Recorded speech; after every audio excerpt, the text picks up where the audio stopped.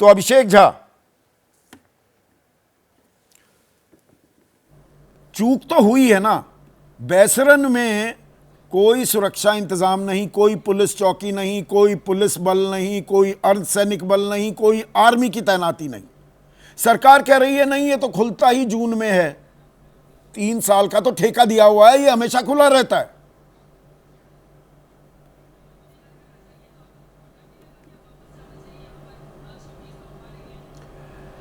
इसमें कोई शक नहीं संदीप जी की सिक्योरिटी ब्रीच है, चूक हुई है, तब इस तरह की घटना घटी है। सरकार या प्रशासन अपनी जवाबदेही को मानने से इनकार नहीं करता है। जो कुछ हुआ बहुत दुखद है, दुर्भाग्यपूर्ण है। बहुत तरह के political angle, political agenda set किए गए, लेकिन हमारा ऐसा मानना है नहीं, सरकार कहां कह रही है? सरकार ने, एक सेकंड अभिषेक, जो है वो अभिषेक, सरकार ने कल सर्वदलीय बैठक में क्या कहा कि बैसरन घाटी को जून तक नहीं खोला जाना चाहिए था, लेकिन लोकल ऑपरेटर ने घाटी खोल दी। एक तो लोकल ऑपरेटर, ऐसा कौन सा ठेकेदार है, ऐसा क्या रसूख है कि वो घाटी को खोल देगा? और जून में खुलनी थी भाई, ठेका दे रखा है आपने 3 साल का 3 करोड़ रुपए में। संदीप जी, ये भी तो एक बड़ी चूक हुई। अगर खुलना चाहिए था एक समय सीमा पर और उसके बाद चीजें हमेशा खुली रहती है बैसरन घाटी, तो हम इस बात से नहीं इनकार कर रहे हैं ना, इस जवाबदेही से पीछे हट रहे हैं। मैं वही कह रहा हूं आपसे कि चूक हुई है और हम उससे पीछे हटने की बात नहीं करते हैं।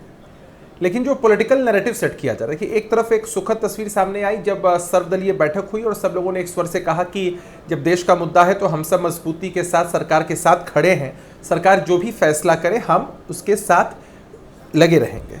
लेकिन एक दिन बीतते ही, 24 घंटे बीतते ही सब लोग अपने असली रंग में चले आए और उसके बाद बहुत तरह के आरोप और प्रत्यारोप। इस सिक्योरिटी ब्रीच की बात हो रही है संदीप जी, कोई दिक्कत नहीं, करनी भी चाहिए। लेकिन उस सिक्योरिटी ब्रीच का क्या, जब तत्कालीन प्रधानमंत्री इंदिरा गांधी जी की हत्या उनके खुद के आवास में हो जाती है, उस सिक्योरिटी ब्रीच का क्या, जब राजीव गांधी जी को मौत के घाट उतार दिया जाता है।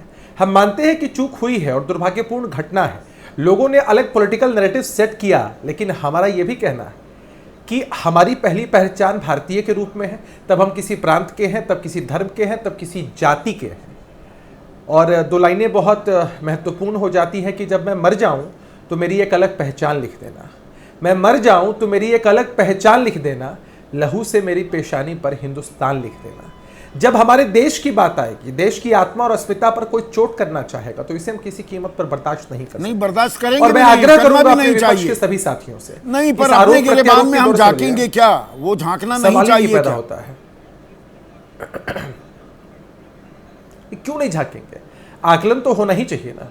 किसी ने आकर हम पर हमला कर दिया और हमारे इतने सिविलियंस, हमारे इतने भाइयों और बहनों की जान चली गई, हमारे इतने लोग हमें छोड़कर चले गए, ये तो अत्यंत दुर्भाग्यपूर्ण है। सरकार कह रही है हमारे पास डिजिटल तो है ही है, उनका तो विश्लेषण हो रहा है, टेक्निकल डेटा है उस आधार पर, और पाकिस्तान की खुराफात है, इसमें कोई शक व शुबा नहीं हो सकता। 16 अप्रैल को जो पाकिस्तान के सेना अध्यक्ष जनरल आसिम मुनीर ने बयान दिया, 2 नेशन थियोरी की याद दिलाई, उससे दिख तो रहा था कि कुछ होने वाला है, और वो इनपुट भी थी। इनपुट को भी हमने उस पर एक्ट क्यों नहीं किया, ये सवाल तो खड़ा होगा ना अभिषेक।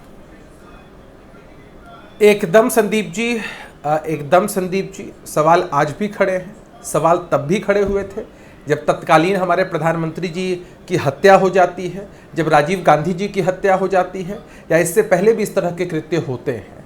लेकिन तब के विपक्ष ने सरकार पर सवाल खड़ा नहीं किया, सरकार की मंशा पर सवाल खड़ा नहीं किया, सरकार के क्रियाकलापों पर और उनके उद्देश्यों पर सवाल खड़ा नहीं किया। तब एकजुटता के साथ हर व्यक्ति ने माना कि सत्ता पक्ष और विपक्ष के भागी होने से पहले हम भारतीय हैं, वी आर इंडियन सिटीजन, और हमारे किसी नागरिक की अगर हत्या इस तरह से हुई है तो हम एड़ी चोटी का जोर लगा देंगे। सरकार पहले से इस दिशा में काम कर रही है, सबके सहयोग की आवश्यकता है कि ईंट का जवाब पत्थर से मिले, और हम उस पद्धति में विश्वास रखते हैं जहां गोली के बदले हमारी सेना तोप पर गोली चलाना जानती है। आपने देखा है कि इससे पहले भी इस तरह के कृत्य हुए हैं और माकूल जवाब दिया गया है। माकूल जवाब तो दिया जाना चाहिए, दिया जाएगा।